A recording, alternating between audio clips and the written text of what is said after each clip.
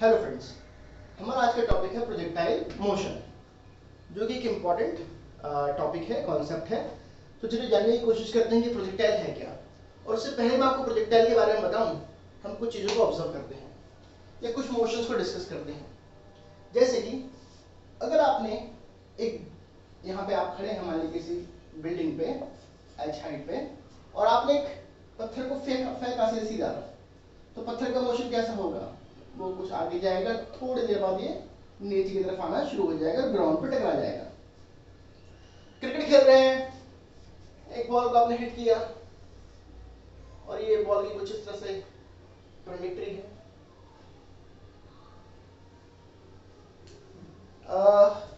अगर आप आर्चर हैं, आप धनुष वगैरह चलाते हैं, तो अगर आपने यहाँ से, और चलो हम इसको थोड़ा सा स्ट्रिंग को पीछे खींचते करके, अगर आपने यहाँ से एक तीर चलाया, तो तीर कैसे जाएगा? तीर जाएगा सीधा और थोड़ी देर बाद उसका पाथ कुछ नीचे की तरफ आना शुरू हो जाएगा।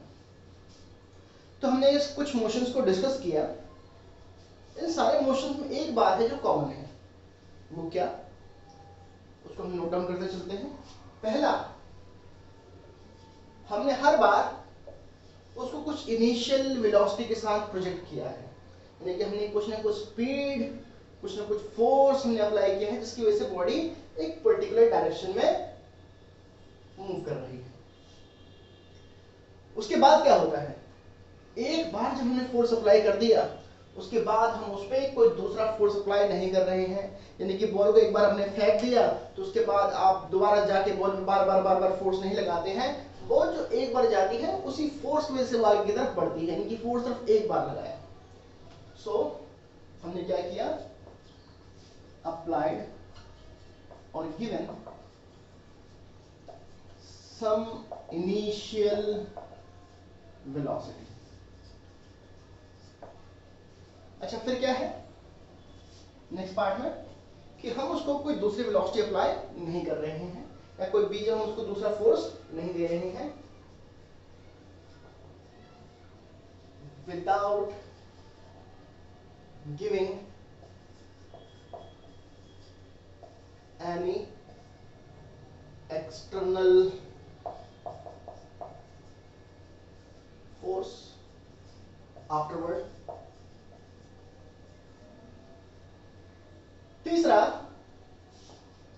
कि जो बॉडी का मोशन है ये 2 डायमेंशनल मोशन है, यानी कि बॉडी को अगर आप ध्यान से देखें तो ये एक्स डायरेक्शन और वाई डायरेक्शन दोनों में मूव कर रही है। तो ये 2 डायमेंशनल मोशन है। देखिए आगे की तरफ भी बढ़ती है, लेकिन साथ में नीचे की तरफ भी आती है। तो ये क्या है?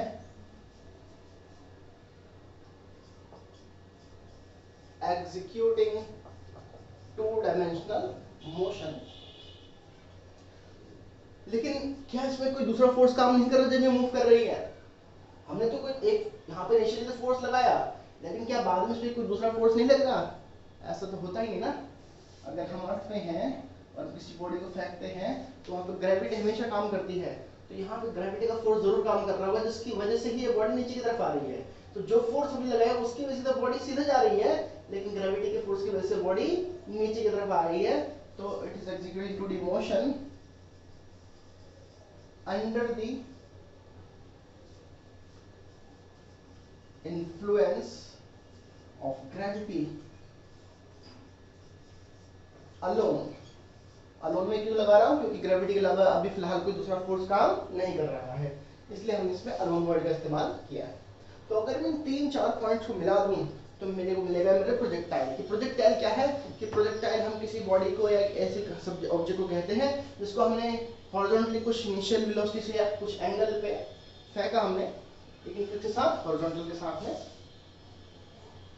उसके बाद उसको अलाउ किया कि वो 2 डायमेंशनल मोशन में मूव करे under the influence of gravity, लेकिन बीच में हम उसको कोई फोर्स अप्लाई नहीं करेंगे, ना ही उसमें किसी तरह का इंजन लगा होगा, ना ही उसमें कोई किसी तरह का फ्यूल होगा जो उसको प्रोपेल्ड करेगा। ठीक है? तो हम कह लेंगे कि हमारा जो ऑब्जेक्ट है that is acting like a projectile. अब देखिए, एक एरोप्लेन अगर उड़ रहा है, तो क्या हम उसको प्रोजेक्टाइल बोले? बिल्कुल नहीं कर सकते। क्यों नहीं कर सकते? क्योंकि उसमें एक इंजन लगा हुआ है जो कॉन्स्टेंटली उसको आगे की तरफ को प्रोपेल कर रहा है। तो this can not be considered as projectile. हाँ, लेकिन अगर बंदूक से बुलेट फायर की है तो that can be considered as projectile, because क्योंकि जो हमने वेलोसिटी अप्लाई करी थी, एक बार अप्लाई करी शुरू में, उसके बीच में हमने उसको कोई वेलोसिटी, कोई फोर्स कहीं से कुछ भी सप्लाई नहीं किया एक्सटर्नल, तो उसका जो मोशन है वो प्रोजेक्टाइल मोशन आएगा। ठीक है, इसी तरह से अगर हम दिवाली पर जो रॉकेट हम जलाते हैं या कोई मिसाइल है जिसमें मिसाइल गाइडेड सिस्टम जो आजकल चलते हैं, तो उसमें अगर हम बात करें तो क्या हम उसको प्रोजेक्टाइल बोलेंगे? बिल्कुल नहीं बोलेंगे।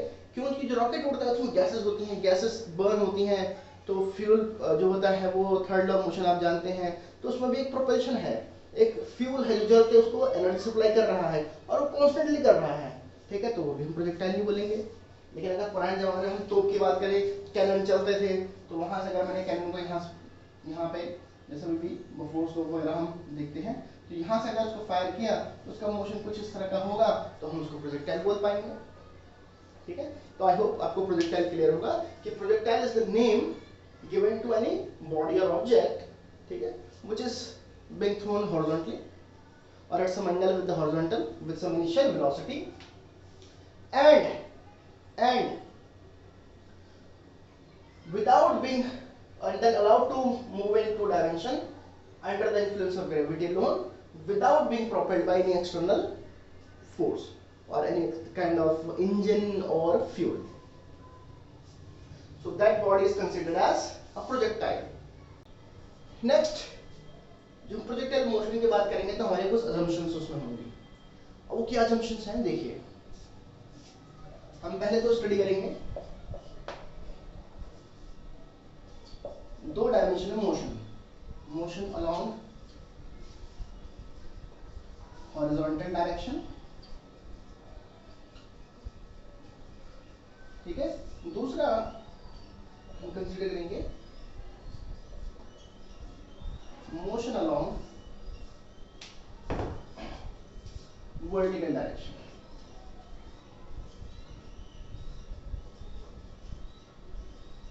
यानी कि इस तरह का मोशन और ये मोशन, ये ऐसे भी हो सकता है। तो क्या जंक्शन लेंगे? पहली बात हम अज्यूम करेंगे कि जो फ्रिक्शन है ड्यू टू एयर या ड्रैग, इस तरह का कोई रोल काम नहीं कर रहा है। ठीक है, कि बॉडी पे कोई ड्रैग एक्ट नहीं कर रहा है इस टाइप पे। ठीक, उसको हमें ध्यान रखना पड़ेगा कि बॉडी पे भी कोई ड्रैग काम नहीं कर रहा है, जो वो हॉरिजॉन्टल डायरेक्शन में या किसी भी तरह से बॉडी मूव कर रही है तो ग्रेविटी ही काम कर रही है। Apart from gravity no other force is acting. तो क्या होगा उस केस में कि जो यू एक्स है, initial velocity along x axis, वो तो वही होगी जिससे आपने बॉडी को फेंका है, साथ में इट रिमेन्स कांस्टेंट। क्यों कांस्टेंट? क्योंकि कोई फोर्स तो काम नहीं कर रहा ना, और बिना फोर्स लगाए तो हम वेलोसिटी चेंज कर ही नहीं सकते। बी, और क्योंकि कोई फोर्स काम नहीं कर रहा है, इसका मतलब जो एक्सेलरेशन होगा वो जीरो होगा। इसी तरह से अगर y की बात करें तो देखिए, अगर मैं एक इस तरह का प्रोजेक्शन देखूं, जब हमने h हाइट से बॉडी को ऐसे प्रोजेक्ट किया, तो उसमें जो वेलोसिटी हमने अप्लाई करी वो तो सिर्फ x डायरेक्शन में अप्लाई की है। क्या ये बताइए y में कोई वेलोसिटी है हमारे पास में? ऊंचाई ऊपर की तरफ से नीचे की तरफ नहीं। अगर मैंने उसको ऐसे प्रोजेक्ट किया होता वेलोसिटी को, ये ऑब्जेक्ट को, या ऐसे प्रोजेक्ट किया होता,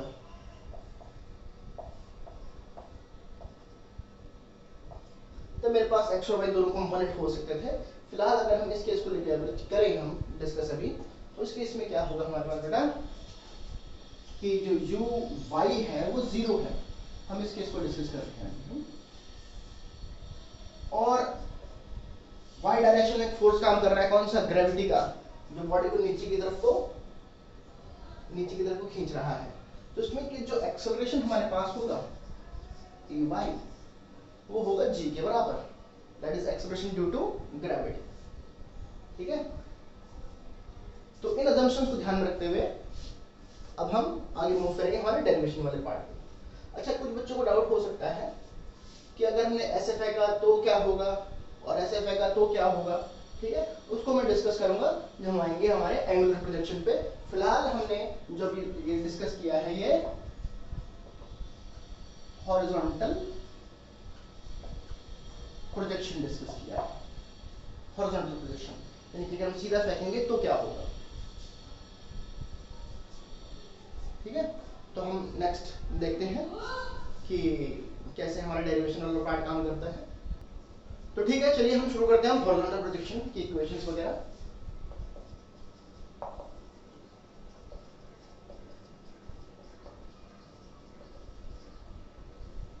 हॉरिजॉन्टल प्रोजेक्शन, देखिए बेटा, जब हम हॉरिजॉन्टल प्रोजेक्शन की बात करेंगे तो मैं क्या पहले से बता दूं, क्या डिस्कस करने की कोशिश कर रहा हूं कि हम एक हाइट पे खड़े हैं और यहां से हमने एक बॉडी को सीधा ऐसे थ्रो किया है। तो उस केस में क्या होगा, जो बॉडी है वो कुछ इस तरह से मूव करेगी।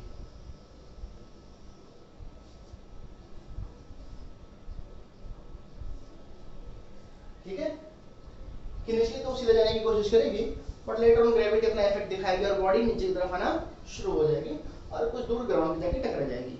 तो इस तरह के प्रोजेक्ट को हम कहते हैं हॉरिजॉन्टल प्रोजेक्शन। ठीक है, तो चलिए इसमें देखते हैं क्या क्या हमारे पास है। तो सबसे पहले हम इसमें निकालेंगे इक्वेशन ऑफ पाथ।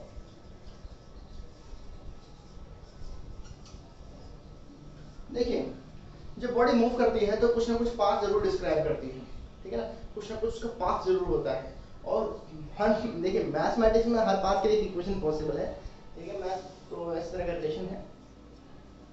तो जैसे कुछ अगर मैं एग्जांपल की बात करूं, अगर स्ट्रेट लाइन है कि बॉडी अगर स्ट्रेट लाइन में चल रही है तो आपने शायद पढ़ा होगा y = mx + c। So this is equation of straight line path. अगर हम c की वैल्यू को 0 पुट कर दें तो we can say y = x। So ये स्ट्रेट लाइन, अगर उसका ग्राफ ड्रॉ करूं कभी तो कुछ इस तरह का ग्राफ इसका आएगा मेरे पास में। सिमिलरली अगर मैं एक सर्कल की इक्वेशन ड्रॉ करने की कोशिश करूं तो सर्कल की इक्वेशन देखिए क्या आती है। सर्कल इक्वेशन x - a का whole square plus y - b का whole square is equal to r²। अब a और b क्या है, मान लीजिए कुछ इस तरह से है और ये o है आपका। तो a एंड b जो सेंटर होगा सर्कल का, शायद थोड़ा इस तरफ होगा, इसके कोऑर्डिनेट्स हैं a और b, सेंटर के कोऑर्डिनेट्स यहाँ से। ठीक है, कि a की क्या पोजीशन है यहाँ पे और b की क्या पोजीशन है, जो भी सेंटर होगा। ठीक है, जरूरी नहीं बिल्कुल यहीं पे हो। अगर इसको दोबारा ड्रॉ करूं, मान लीजिए कुछ इस तरह से हमारे पास एक्स एक्सिस है और हमारा सर्कल यहाँ कहीं है और यहाँ पे कहीं सेंटर है। ये एक्स और वाई की क्या वैल्यूज यहाँ पे है। और अगर कुछ इस तरह की इक्वेशन मेरे पास है कि बिल्कुल ये यहीं पर लाई करता है तो ए और बी हमारे 0 0 हो जाएंगे। ठीक है, तो that will make equation of a circle. उसी तरह से एक इंपॉर्टेंट जो हमारे पास कर्व होता है वो कर्व होता है पैराबोलिक। ये पैराबोला कैसे, जो कुछ इस तरह की हमें इक्वेशन देता है, मे भी कुछ इस तरह से। So it's a parabola which is symmetrical about y-axis और आपको ने शायद पढ़ लिया होगा कि इसकी इक्वेशन होती है हमारे पास प्रोपोर्शनल टू x²। ठीक है, तो कोई ऑब्जेक्ट जो इस तरह की इसकी हमारे पास इक्वेशन मिलेगी तो उसका पाथ कुछ इस तरह से होगा which is symmetrical about y-axis। तो इस पाथ को हम कहते हैं it is a parabolic path. ठीक है, तो उसको ये इक्वेशन हमें सेटिस्फाई करना चाहिए। चलिए, तो ये हमने पार्टिकल फेंका है, ये देखते हैं किस तरह का पाथ फॉलो कर रहा है, इसकी क्या इक्वेशन निकल के आती है। तो उसमें हम देखते हैं अगर मोशन अलोंग एक्स एक्सिस या हॉरिजॉन्टल बात करें, मैं अज्यूम कर रहा हूं कि हमारे पास कोऑर्डिनेट सिस्टम में ये y है और ये x। तो किसी टाइम पे पार्टिकल हमारा यहाँ पहुंच गया है, इसके कोऑर्डिनेट x और y है। तो उसमें देखा जाए, जब पार्टिकल की पोजीशन को देखा जाए तो इतना डिस्टेंस उसने x में ट्रेवल किया है। ठीक है, और इतना डिस्टेंस ये आप चाहे तो यहाँ पे लिख सकते हैं, इतना डिस्टेंस y में ट्रेवल किया है। यहाँ से शुरू करता है तो जब पार्टिकल यहाँ पहुंचेगा तो ये y में उसकी पोजीशन यहाँ पे होगी। तो ये डिस्टेंस ने y में ट्रेवल किया और x में, जब देखिए x में यहाँ से शुरू करता है तो मतलब ये पॉइंट है और जब वो यहाँ पहुंचा तो उस टाइम वो यहाँ पे आ चुका है। तो ये उसकी x पोजीशन है। ठीक है, तो हम देखें S x you x t plus half a x t square. ठीक, चलिए आगे देखें। एस एक्स, इस पॉइंट पे बात करें तो डिस्टेंस कितना ट्रेवल किया है, एक्स ट्रेवल किया है। इनिशियल वेलोसिटी u है, कुछ टाइम d हमारे पास है, एक्सेलरेशन 0 होता है x में, तो इट इज ut। इक्वेशन 1 ले लें और यहाँ से अगर हम टाइम निकालें तो it is x by u। ठीक है, कि इतने टाइम में पहुंचेगा और ये x की वैल्यू कितनी होगी हमारे पास, u इंटू टी। बहुत आसान सा इक्वेशन हमारे पास है कि आप सबको पता है कि speed is equal to distance upon time, तो distance is equal to speed into time. पर ये रिलेशन तब काम करता है जब एक्सेलरेशन 0 होता है। चलिए अब इसी तरह से हम डिस्कस करते हैं motion along y axis. y axis के मोशन को डिस्कस करते हैं, इस मोशन को डिस्कस करते हैं। तो सुनिए, sy uyt प्लस हाफ ए वाई टी स्क्वायर। इसी पॉइंट पे देख रहे हैं, सपोज डिस्टेंस में y ट्रैवल किया है, इनिशियल वेलोसिटी y में 0 है, टाइम अभी पता नहीं है, और ए वाई की जगह हमारे पास g आ जाएगा which is t square, so y is equal to half g t square. अब यह देखिए, जो टाइम है दोनों के लिए ही कॉमन है। अगर यहाँ से आता है कुछ टाइम में, suppose 1 second 2 second 3 second 4 second 5 second 6 second, suppose यहाँ पहुँच रहा है, तो 6 सेकंड में x में इतना डिस्टेंस ट्रैवल करता है और 6 ही सेकंड में y में इतना डिस्टेंस ट्रैवल करता है। तो टाइम दोनों के लिए कॉमन है, तो हम ये टाइम यहाँ से निकालें, हम यहाँ से प्रिपेयर कर दें, तो हमें मिलेगा y is equal to half g x square और x बाई यू का whole square which is y is equal to half g by u square into x स्क्वायर। अब इसमें देखिए, ये टर्म हमारी कांस्टेंट है, क्यों कांस्टेंट है, क्योंकि हाफ कांस्टेंट है, g कांस्टेंट है, u एक बार जस्ट वेलोसिटी हमने थ्रो कर दिया, हम उसको इन बिटवीन चेंज नहीं कर सकते हैं, तो this everything is remains constant, so y is proportional to x square. और जैसे कि मैंने कहा था पहले, ये जो इक्वेशन होती है पैराबोला की होती है, इसलिए जो पाथ होगा वो पैराबोलिक होगा which is symmetrical about y axis. ठीक है, कि ये पाथ है, ये पाथ कैसा पाथ है बेटा, ये पाथ है पैराबोलिक पाथ। तो प्रोजेक्टाइल का पाथ हमारे पास जो निकल के आएगा, या वो कैसा आएगा, इक्वेशन ऑफ पाथ कैसी होगी कि जो पैराबोलिक पाथ हमारा प्रोजेक्टाइल कवर करने वाला है। चलिए आगे बढ़ते हैं इसमें।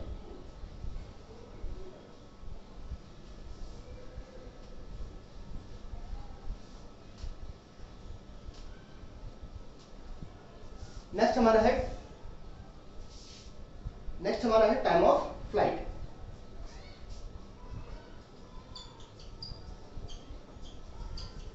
टाइम ऑफ फ्लाइट, जैसे नाम से क्लियर है, टाइम ऑफ फ्लाइट, कि कितनी देर तक पार्टिकल हमारा हवा में था, for what time the particle was in air, so that's defined as time of flight. तो पार्टिकल कब तक हवा में था, जब हमने उसको यहां से प्रोजेक्ट किया तो ये आगे बढ़ता हुआ जा रहा है। वो कब तक हवा में है, जब तक कि वो ग्राउंड पे नहीं टकरा जाता, और यहाँ से उसके ग्राउंड तक टकराने का जो टाइम है, इस टाइम को हम कहेंगे उसका टाइम ऑफ फ्लाइट। पर उसी दौरान सेम टाइम में, टी टाइम में, पार्टिकल ने एक्स में कितना डिस्टेंस कवर किया, यहाँ से शुरू करता है, देखिए यहाँ से शुरू करता है और खत्म कहाँ करता है, यहाँ पे। तो अगर एक्स की बात किया तो यहाँ से लेके यहाँ तक ये डिस्टेंस ने कवर किया है एक्स में। ठीक है, और इस डिस्टेंस को हम कहते हैं रेंज, फिर से बताऊंगा। और यहां से अगर y में बात की जाए तो यहां से y का शुरू होता है और वो यहां तक पहुंचता है। तो ये जो डिस्टेंस उसने ट्रेवल किया है, ठीक है, ये किसके बराबर है, उसकी टोटल हाइट के बराबर है। तो दोनों में से हम किसी एक का इस्तेमाल करके हम टाइम निकाल सकते हैं, लेकिन फिलहाल मुझे ये मालूम नहीं है ये कितना है। हाँ, ये हाइट मुझे जरूर मालूम है कि किस हाइट से हमने उसको फेंका है, तो हम उसका रिलेशन हाइट से निकालने की कोशिश अगर करें तो हाइट तो y में है, तो हम y के मोशन को ही डिस्कस करेंगे कि sy is equal to uyt plus half ay t square. तो y में जो टोटल डिस्टेंस कितना ट्रेवल किया बेटा, h, initial velocity 0, time capital T use करेंगे, इस बार स्मॉल t यूज नहीं करेंगे, क्योंकि जो टोटल हाइट h ने ट्रेवल की है टोटल टाइम में की है, plus half g t square. अच्छा एक बात और बता दूं, कईयों को बड़ा कंफ्यूजन रहता है कि g की वैल्यू प्लस ली जाए माइनस ली जाए। तो ये एक्चुअली में तो g जो है अट्रैक्टिव फोर्स होता है वो हमेशा नेगेटिव ही होना चाहिए, पर हम अब ऐसा फ्रेम ऑफ रेफरेंस हम देख सकते हैं, क्योंकि डायरेक्शन हमारे ऊपर डिपेंड करती है वेक्टर क्वांटिटीज की कि हम कैसे उसको अज्यूम करना चाहते हैं, ठीक है, और उसके हिसाब से हमारा assumptions या हमारा फाइनल आंसर होता है उसको हम डिस्कस करते हैं। तो फिलहाल जो हम ये प्रोजेक्टाइल मोशन डिस्कस कर रहे हैं इसमें हमने ये अज्यूम करके रखा हुआ है कि downward direction is positive and upward direction is negative. Otherwise आपको क्या करना पड़ेगा कि जो ये हाइट में अगर यहाँ से यहाँ तक ट्रेवल कर रहे हो तो ये नीचे की तरफ है तो ये आपको नेगेटिव रखना पड़ेगा यहाँ पे, और फिर जी भी नीचे की तरफ एक्ट कर रहा है तो भी नेगेटिव रखना पड़ेगा, कॉमन लेके प्लस हो जाएंगे, पर सिंपलिसिटी के लिए हम ये लेके चलते हैं कि downward direction is positive and upward direction is negative, और हमारे साइन सारे के सारे वैसे ही काम करेंगे।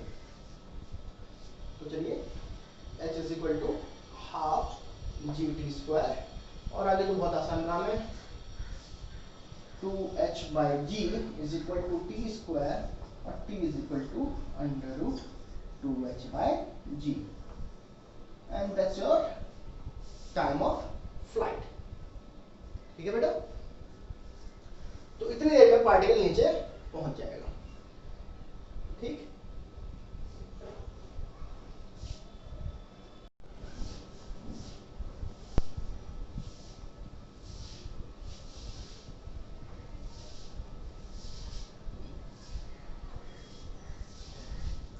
चलिए अब जो नेक्स्ट टॉपिक है वो है हॉरिजॉन्टल रेंज। कई बार इसको डिस्टेंस ऑफ टारगेट भी बोलते हैं कि यहाँ से अगर मेरे पास कोई टारगेट रखा तो टारगेट कितना डिस्टेंस पे है, तो this distance is basically called horizontal range, कि जहाँ से आपने ऑब्जेक्ट को फेंका वहाँ से एक्स डायरेक्शन उसका मैक्सिमम डिस्टेंस, ठीक है, यहाँ से अगर हम उसको फेंक रहे हैं उसका मैक्सिमम डिस्टेंस कितना है एक्स डायरेक्शन में, so that is called horizontal range. और उसको निकालना बहुत आसान काम है, अगर क्योंकि हम मोशन एक्स में देख रहे हैं, हालांकि मेरे पास इसकी इक्वेशन पहले भी है, दिखा सकता हूँ अभी, ux t plus half ay, sorry, ax t square, so total distance r, the range, initial velocity u, अब क्योंकि आप टोटल रेंज की बात कर रहे हैं तो उसके टाइम में टोटल ही आएगा, plus half, this is 0 into t square, so r is equal to u into t, और अभी हमने t निकाला था, that was 2h by g, so this is the horizontal range। ठीक है, अगर आपको इक्वेशन नंबर 1 याद हो तो हमने वहां पे x is equal to ut की इक्वेशन निकाली थी। अगर मैं x की जगह r पुट करूं टोटल डिस्टेंस, u का डिस्टेंस ले, और t की जगह टोटल टाइम लिख दूं t, तो still we got the same equation. Okay, तो हम इसका भी इस्तेमाल कर सकते थे। तो ये तो होगी सारी बातें कि रेंज कितना होगा, हॉरिजॉन्टल डिस्टेंस कितना होगा, मतलब भाई वही रेंज हमारे पास है, टाइम ऑफ फ्लाइट कितना होगा, बाकी चीजें हुआ।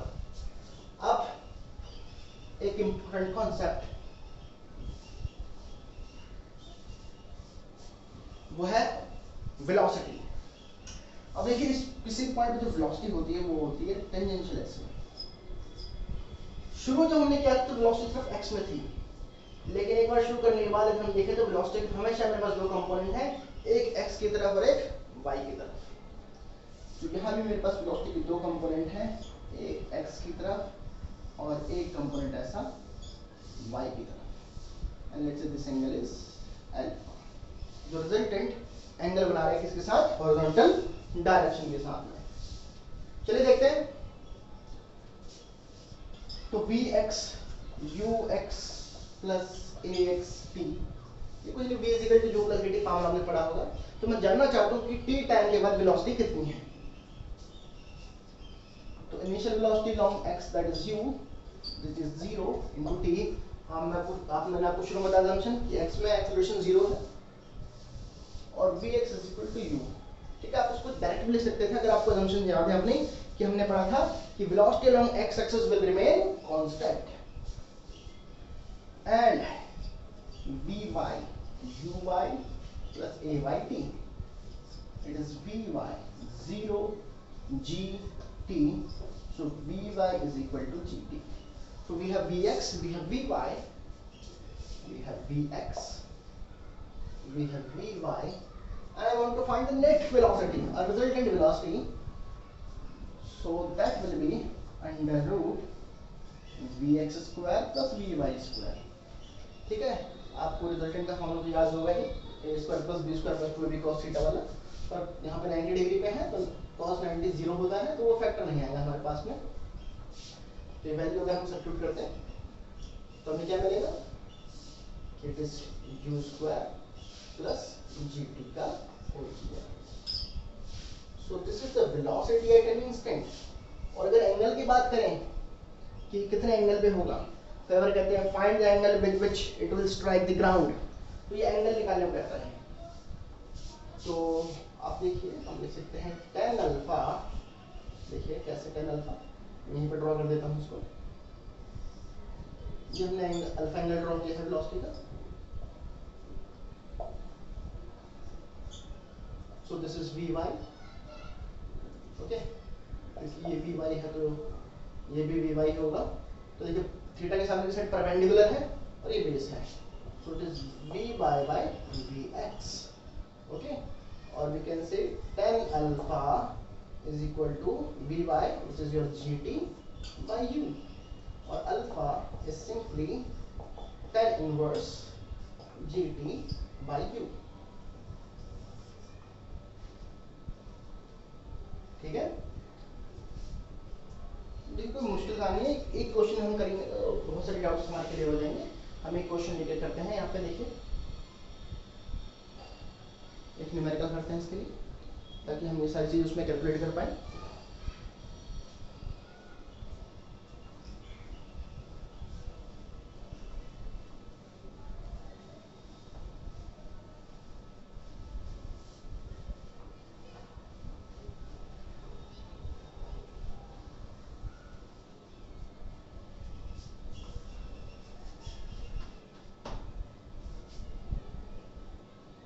चलिए, तो क्वेश्चन है, रैंडम हम क्वेश्चन बनाते हैं कि सपोज एक 100 मीटर हाइट का कोई टावर है और बिल्डिंग है, जहाँ से एक ऑब्जेक्ट को मैं से लेट्स से 5 मीटर पर सेकंड की स्पीड से हॉरिजॉन्टली फेंक देते हैं।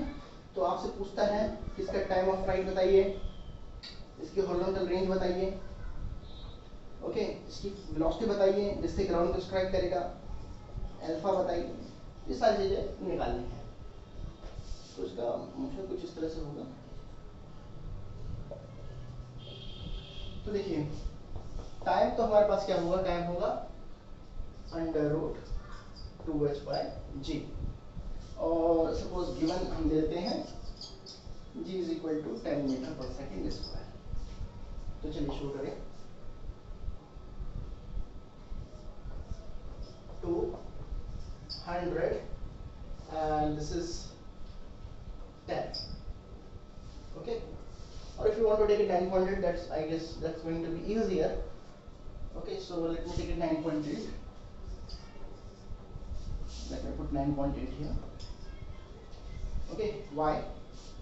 I think that will make it a bit easier, not much. So I guess it is 10 root 10 by 7 seconds. ठीक है, आप सॉल्व इसको कर सकते हैं।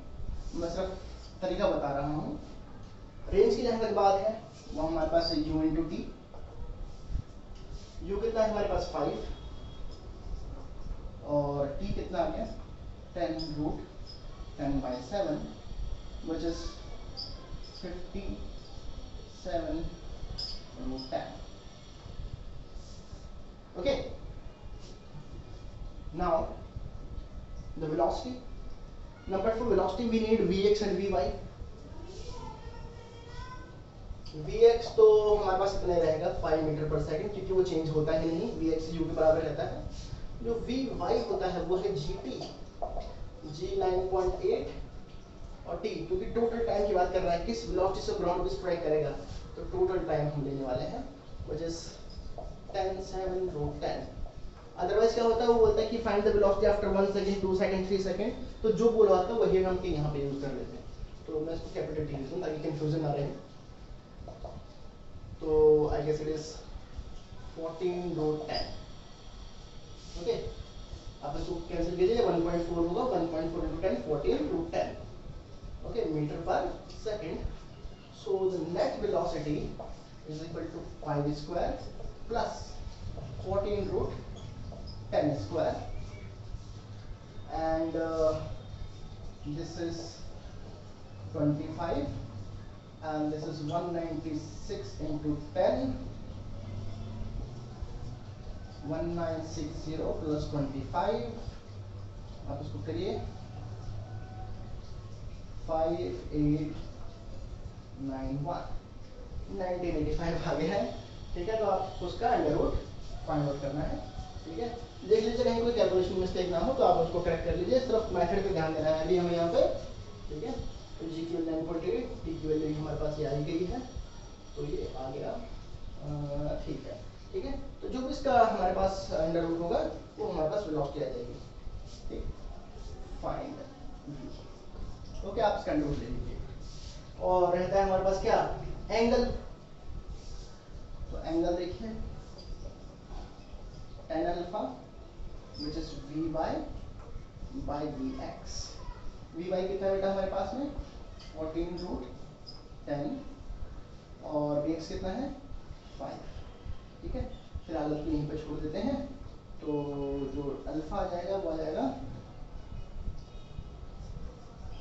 tan inverse 14/5 root 10।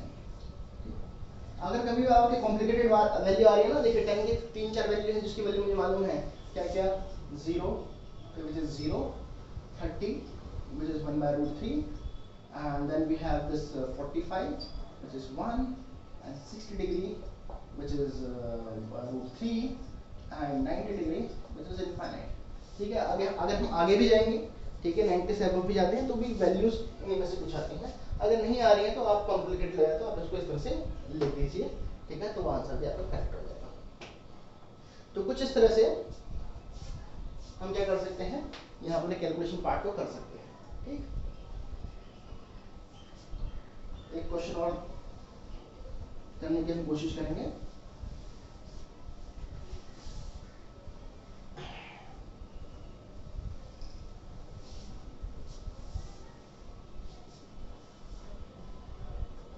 देखिए आपने शायद क्वेश्चन कहीं ना कहीं पढ़ा होगा जरूर कि एक हम टावर लेते हैं जो कि सपोज या बिल्डिंग है 500 मीटर हाइट है। यहाँ पे एक विंडो से विंडो एक बॉल को हमने थ्रो किया जो सामने एक बिल्डिंग है, इतनी डिस्टेंस पे 200 मीटर के डिस्टेंस पे एक बिल्डिंग है और यहाँ पे 50 मीटर की हाइट पे एक दूसरा विंडो है, जैसे विंडो 1 और विंडो 2। यहाँ से एक बॉल को हमने प्रोजेक्ट किया और वो इसके अंदर एंटर कर गया। ठीक है, तो कोई वेलोसिटी से फेंका होगा, तो आपको वेलोसिटी फाइंड आउट करनी है कि वेलोसिटी कितनी है। देखिए गिवन डेटा अगर हम लिखें तो हाइट मुझे मालूम है इट इज 500 मीटर और टाइम मुझे मालूम है, सॉरी रेंज मालूम है, दिस इज नॉट 500 एक्चुअली, ये हाइट होगी तो -50 जस्ट 490 मीटर और जो रेंज है वो 200 मीटर है। ठीक है, तो हमें क्या निकालना है, हमें यू निकालना है कि किस वेलोसिटी को प्रोजेक्ट किया। देखिए जो रेंज होती है वो होती है u इंटू टी, तो वहां से मुझे u तो मिल जाएगा, तो u क्या हो गया हमारे पास r/t। ठीक, और r कितना है हमारे पास 200 और t जो है वो है 2h/g। ठीक, 200 2 into 490 and let me keep it 9.8, so it is 4.9, so just making it 100, so just 200/10 which is 220 meter per second। this is the velocity। ठीक है, तो ये हो गया हमारे पास अगला क्वेश्चन। ठीक, तो इस तरह से जो क्वेश्चन हमें होंगे उसको हम करने की कोशिश कर सकते हैं, आप इसको ट्राई कीजिए।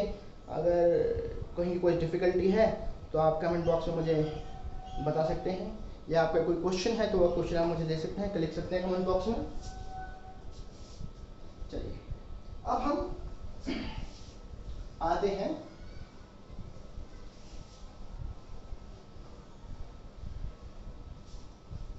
अपने अगले टॉपिक पे, जो कि क्या है, एंगुलर प्रोजेक्शन।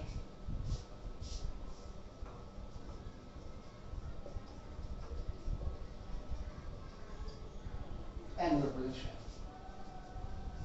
देखिए बिल्कुल हमारा सेम चलता है बाकी प्रोजेक्शन की तरह ही, थोड़ा सा इसमें हल्का सा चेंज है, बाकी सेम चीज़ रहेंगी। देखिए कि हमने एक बॉडी को अगर ऐसे प्रोजेक्ट किया कुछ इनिशियल वेलोसिटी u से, तो उसका पाथ क्या होगा? उसका पाथ होगा कुछ इस प्रकार, कुछ इस तरह का इसका मोशन हमारे पास होगा। लेकिन इंटरेस्टिंग बात क्या है कि इस बार जो वेलोसिटी होगी x एक्सिस में पूरी तरह से u नहीं होगी, वो होगी u cos थीटा। और जो y में हम वेलोसिटी ले रहे थे पहले केस में, वो हम 0 ले रहे थे, इस बार वो 0 नहीं होगा, वो होगा u sin थीटा। तो इस बार अगर हम ux देखें तो it is u cos theta, and uy अगर हम देखें तो it is u sin theta. ठीक है, बाकी अजम्पशंस हमारी सेम है कि x में मोशन चेंज नहीं होगा, वेलोसिटी चेंज नहीं होगी क्योंकि कोई फोर्स नहीं लगेगा, यहाँ पे ग्रेविटी काम करेगी y एक्सिस में। और इस बार जो हम a y की वैल्यू लेंगे, we will going to take it -g। Reason being, देखिए वेलोसिटी ऊपर की तरफ हमारे पास जा रही है और एक्सेलरेशन है वो नीचे की तरफ काम कर रहा है। ठीक है, तो दोनों की डायरेक्शन अपोजिट है, तो दोनों में से या तो आप इसको नेगेटिव अज्यूम करेंगे तो ये हमारे पास पॉजिटिव चीज आएगी, या फिर आपने इसको पॉजिटिव अज्यूम किया है तो फिर ये नेगेटिव आपको अज्यूम करना पड़ेगा। तो मैंने ये पॉजिटिव ले लिया है अपवर्ड डायरेक्शन, तो कुल मिला के मैं ये कहना चाहता हूँ कि we have taken this direction positive and this direction negative direction.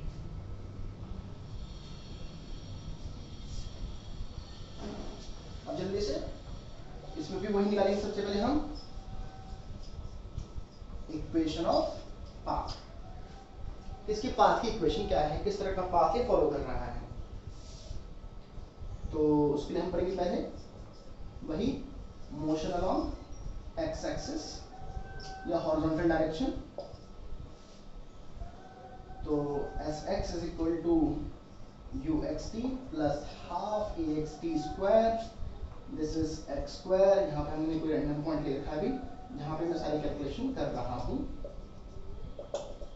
So this distance is basically u and this distance is y.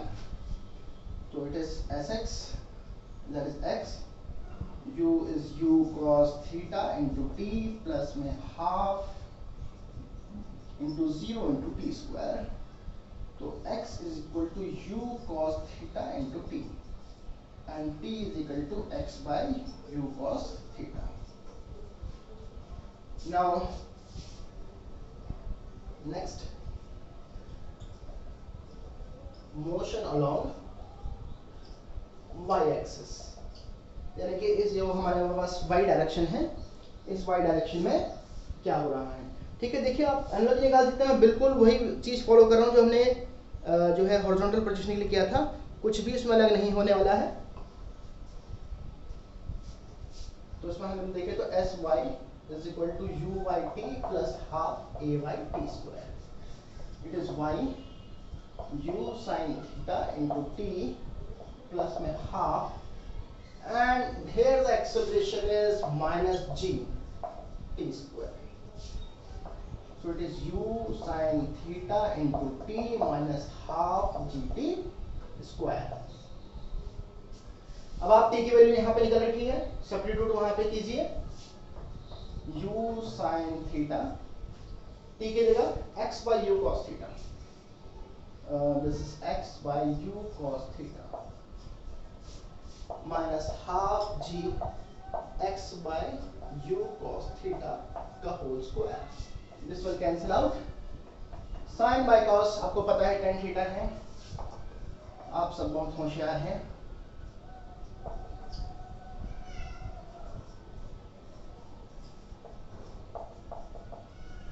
और ये x स्क्वायर, ठीक है, तो ये हमारे पास इक्वेशन आ गई।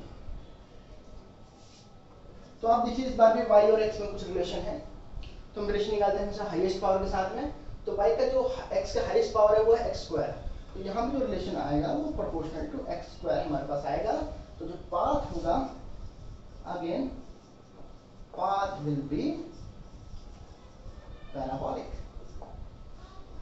ठीक है, शुरू के पार्ट में जब x की वैल्यू छोटी होगी तो ये पार्ट डोमिनेंट होगा, जिससे मेरे y पॉजिटिव में रहेंगे। तो कुछ हाफ तक वो पॉजिटिव में हमारे पास y रहता है।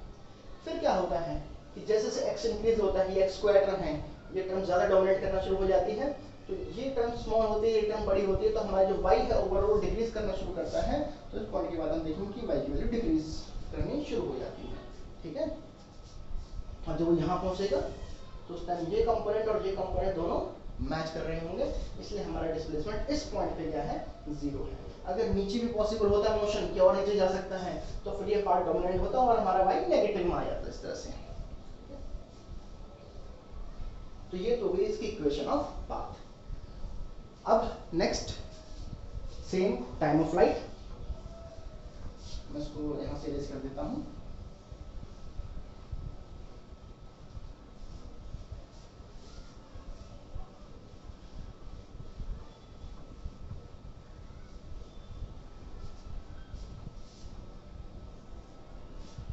तो नेक्स्ट हमारे पास है टाइम ऑफ फ्लाइट।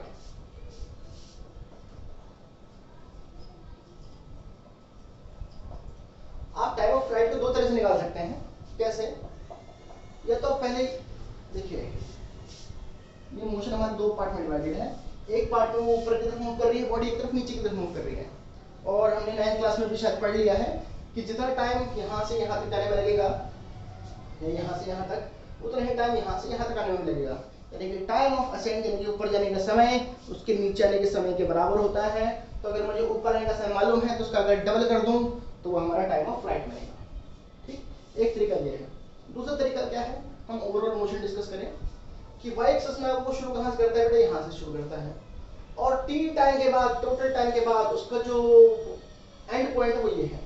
तो अगर मैं कहूँ कि उसने x में कितना डिस्टेंस ट्रेवल किया तो इतना किया, लेकिन y में कितना डिस्टेंस ट्रेवल किया, 0।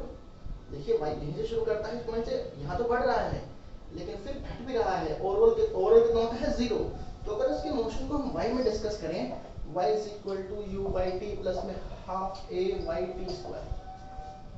तो अगर मैं यहाँ पे टोटल टाइम ले लूँ, t की जगह टोटल टाइम, तो ये डिस्प्लेसमेंट उसका y में होगा, वो होगा 0। इनिशियल वेलोसिटी कितनी थी y में, u sin theta into t minus half g t square. ये g की वैल्यू नेगेटिव रखी है, माइनस g है, इस वजह से यहाँ पे नेगेटिव टर्म हमारे पास आ गई है। इसको इस तरफ ले आइए, it is half gt square u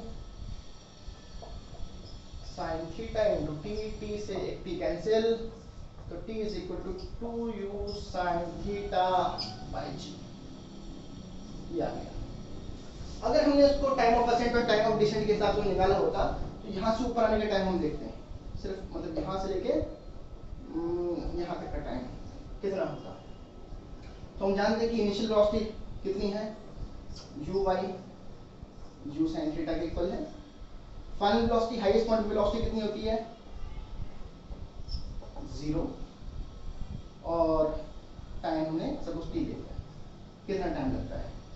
तो देखिए v is equal to u plus a t, आपको मालूम होगा, ये सब y में चल रहा है अभी। फाइनल वेलोसिटी 0, u कितना है, u sin थीटा, और ये कितना है, माइनस जी इंटू टी। तो यहाँ से अगर सॉल्व करेंगे तो t की वैल्यू आ जाएगी u sin theta by g। अब ये कौन सा टाइम है, यहाँ तक का टाइम, और इतना ही टाइम नीचे आने का भी होगा, तो टोटल टाइम क्या होगा, डबल। तो total time is equal to 2t which is 2u sin theta upon g।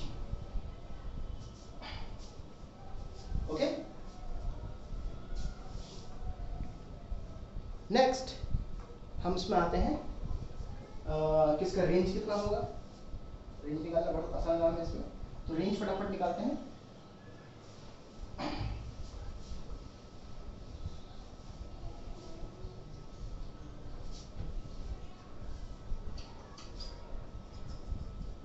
Horizontal range, अगर हम रेंज की बात करें तो यहाँ भी रेंज वही है, मैक्सिमम डिस्टेंस जो वो x में ट्रेवल कर रहा है यहाँ से लेके यहाँ तक, so this distance is called range.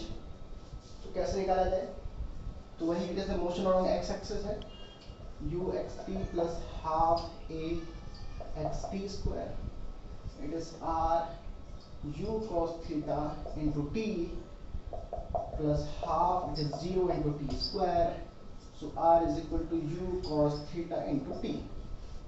ठीक है, ये हमारे पास रेंज है। और अगर आपको एक याद हुई क्वेश्चन हमारे पास आई थी x is equal to u cos theta into t थी, आप उसको यूज भी कर सकते थे कि x की जगह हम रेंज पुट कर देंगे और t की जगह टोटल टाइम, कि जब टाइम टोटल होगा तो x की वैल्यू r के इक्वल होगी। चलिए, और अभी हमारे पास टाइम कितना आया था 2u sin theta by g. So I guess it is u square 2 sin theta cos theta by g, और ये एक आइडेंटिटी है किसका, sin 2 थीटा। तो ये होगा u square sin 2 theta by g। तो ये आपके आ गई रेंज।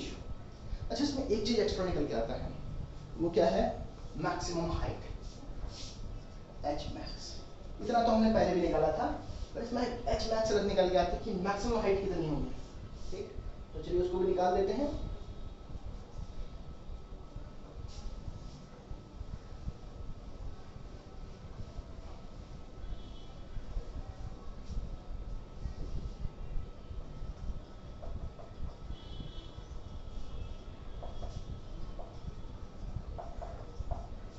तो देखिए मैक्सिमम हाइट कितनी है, फिर से आप ये तो x में या y में, देखिए हम ऐसा बार बार x y क्यों डिस्कस कर रहे हैं, क्योंकि जो भी मोशन हमारे पास होते हैं या जो इक्वेशन मोशन होती हैं, ठीक है, ये स्ट्रेट लाइन के लिए काम करती हैं।